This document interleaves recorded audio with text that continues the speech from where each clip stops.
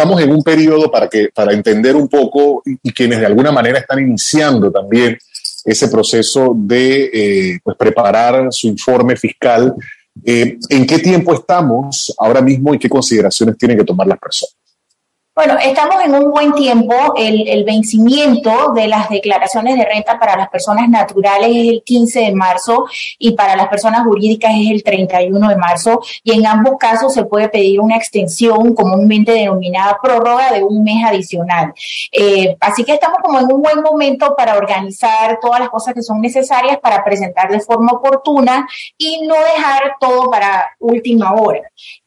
Hay ciertas cosas que un contribuyente debe hacer en este momento, en el mes de enero, en este día que estamos, una pequeña revisión de algunos aspectos fundamentales para tener una buena idea de cómo será la presentación de su declaración de renta este año. Una de las cosas que siempre recomendamos es que se haga una revisión de los ingresos que se reportaron en la declaración de renta versus lo que se reportaron en las declaraciones de ITBMS para ver si hay diferencias e investigar esas diferencias. También recomendamos revisar todo el tema de cuentas por cobrar y determinar si hay cuentas incobrables que cumplan con los requisitos que establece la ley para ser llevadas como gasto deducible.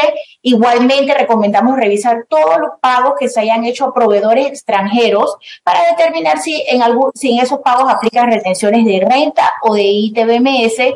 Y por último, siempre es bueno revisar si existe alguna posibilidad de presentación o declarar dividendos a los accionistas y hacer el análisis de esa declaración de dividendos versus el impuesto complementario que se tiene que pagar todos los años. Cuando se habla de la distribución del periodo por un mínimo del 40%, ¿a qué se refieren, licenciada Mitil? Bueno, de la utilidad disponible para distribución, que es la ganancia del año menos el impuesto sobre la renta, la ley como que ofrece dos opciones a los contribuyentes, ¿verdad? Primero dice, si no se va a distribuir como mínimo el 40% de las utilidades, entonces se tiene que pagar un 4% que se llama impuesto complementario, que es una especie de adelanto al impuesto de dividendo. Pero también el contribuyente tiene la opción de distribuir dividendos por esa cantidad, si tuviera la disponibilidad del efectivo y si tuviera utilidades que distribuir, y en vez de pagar ese impuesto complementario, paga el impuesto de dividendo sobre ese mínimo, digamos, de 40%. Son esas dos opciones y siempre recomendamos a los contribuyentes que hagan ese análisis antes de presentar la declaración de renta, que es el plazo que establece la ley para poder todavía distribuir dividendos del periodo que acaba de terminar. Y en las cuentas por cobrar, usted hace un momento señaló de que es importante estar presente o tener muy pendiente esas cuentas por cobrar. ¿Eso hay que ponerlo dentro de la preparación de la declaración o no necesariamente? Sí, cómo no. Hay dos modalidades que establece la ley. Una es que el contribuyente utiliza el sistema de reserva, mediante el cual la ley te permite provisionar el 1% de la totalidad de tus cuentas por cobrar que sean al crédito. O el otro sistema es que se hace un análisis de las cuentas por cobrar y aquellas que cumplen con los requisitos para ser incobrables, como puede ser la mora superior a un año, cese de operaciones del cliente, cobro judicial, y existen otras categorías, uno puede tomar esas cuentas y documentar que cumple con esos requisitos y llevarlo a la declaración de renta en una línea específica que la declaración de renta tiene, tanto para la provisión como para las cuentas malas. Cuentas malas, por ejemplo, al momento, hoy por hoy, una persona que tiene que preparar esta información, obviamente lo has acompañado de pues el profesional que le va a realizar este informe. Sin embargo, ¿qué información debe tener recabada? ¿Qué cosas son importantes que la persona sepa con lo que debe contar para poder preparar un informe completo? Bueno, si eres persona natural, ya sea persona natural que eres un profesional independiente o que eres un comerciante, tienes que haber mantenido durante el año pasado un registro contable básico que se requiere para este tipo de personas, y en ese registro debes haber contabilizado todos tus ingresos, tus costos, gastos deducibles del periodo. Si eres una persona, por ejemplo, asalariada, que son aquellas personas cuya única fuente de ingreso proviene de la empresa para la que laboran, ya sea a través de salarios o de gastos de representación, a esta fecha lo que se tiene que recabar, lo que se tiene que reunir, Uno es la certificación de intereses hipotecarios, si lo tuvieras, siempre y cuando no sean preferenciales. 2, las certificaciones que emiten las compañías de seguro. Y 3, muy importante, los gastos escolares, que como ustedes saben, hace unos 3, 4 años se estableció eso como un beneficio adicional y hay que recopilar la documentación del año pasado que corresponde tanto a las matrículas como a los libros, el transporte escolar y otros gastos escolares relacionados. Entonces, para el que es asalariado, pues estos datos son importantes tenerlos en este momento para poder determinar si le conviene presentar su declaración de renta porque va a tener algún tipo de alivio de los impuestos que le fueron retenidos el año anterior. Licenciada Mitil, para una pareja, por ejemplo, en donde uno de los dos es el que hace la declaración y obviamente se conlleva en esa declaración todos los recibos, por no decir la mayoría. ¿Qué pasa si su pareja también quiere hacer declaración, pero entonces los recibos ya fueron utilizados por su consorte? En ese caso, ¿qué recomendaciones hace usted? Es una pregunta muy interesante, Edna. Eso es una decisión que tenemos que tomar en pareja. O sea, por ejemplo, los intereses hipotecarios. Si la hipoteca está a nombre de ambos y a ambos la certificación que emite el banco va a venir a nombre de ambos, hay que hacer un análisis para ver a cuál de los dos le conviene tomar el gasto, la deducción, perdón, de los intereses hipotecarios, o si lo vamos a tomar parcialmente, porque eso también lo permite la ley. Entonces, pero no se puede tomar doble esa deducción. Es decir, o lo toma uno o lo toma el otro. Generalmente lo que hacen las parejas es determinar quién es el que tiene, digamos, una utilidad gravable del periodo superior y entonces, pues, ese es el que tomará la mayoría de los gastos, sobre todo ese que te comento de los gastos, los intereses hipotecarios y los escolares también. ¿En qué aplican las deducciones, por ejemplo? Bueno, las deducciones básicas para la persona que es asalariada están un poco limitadas. Son básicamente esas 3 cosas. Están los intereses sobre préstamos educativos, también se pueden deducir. Los intereses sobre préstamos hipotecarios, siempre que no excedan $15,000 al año.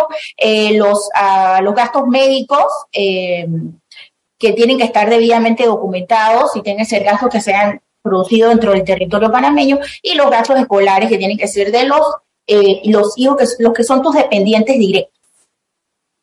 ¿Por qué es importante, licenciada Mitil, estar al día, preparados para ese cierre fiscal, preparar esa declaración jurada y buscar a quienes sí la saben, pues, llevar a cabo? Probablemente muchos que, como quien dice, nos enredamos en la pata de los caballos de que no sé cómo se hace eso, no tengo ni idea, o quizás no se han preparado recabando todas las facturas necesarias que se requieren para una declaración jurada, para una buena declaración jurada. Hablemos primero de la importancia que tiene esto para el objetivo principalmente que tiene, no solamente por cumplir o para cumplir con la ley, sino el beneficio que tiene para la persona si, enhorabuena, la presenta en debida forma. Sí, lo que mencionas de primero, por supuesto, el cumplimiento es lo más importante, lo que nosotros siempre enfatizamos, estar al día con nuestras obligaciones frente a la DGI, tanto a la presentación de los formularios correspondientes como al pago de los impuestos. Eso es imprescindible. Pero también, como comentas, si yo soy una persona asalariada cuyo toda la fuente de mis ingresos proviene del lugar donde trabaja y tiene estas deducciones que te he mencionado y prepara su declaración de renta, podría generar un crédito fiscal a su favor que después podría voltearse hacia la DGI y solicitar su devolución, siempre y cuando, por supuesto, estas deducciones que estamos hablando estén bien documentadas. La deducción de los intereses hipotecarios lo certifica el banco, el de los intereses educativos también lo certifica el banco o el IFARU, si es un préstamo que es a través del IFARU. Los gastos médicos tienen que estar todos debidamente documentados y la porción de las pólizas o las primas de seguro médico lo certifica la entidad, y los gastos educativos todos tienen que documentarse a través de las facturas que emiten las distintas instituciones donde podemos tener a nuestros hijos. ¿Cuál es la fecha tope, licenciada Mitil, para la rendición de este informe?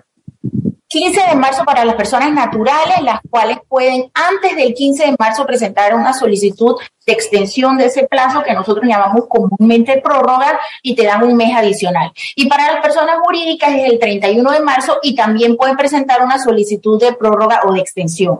Es importante mencionar en este punto del vencimiento y los plazos, etcétera, que la ley 337 del 2022 cambió el monto o la forma de calcular las multas cuando las declaraciones de renta no se presentan oportunamente.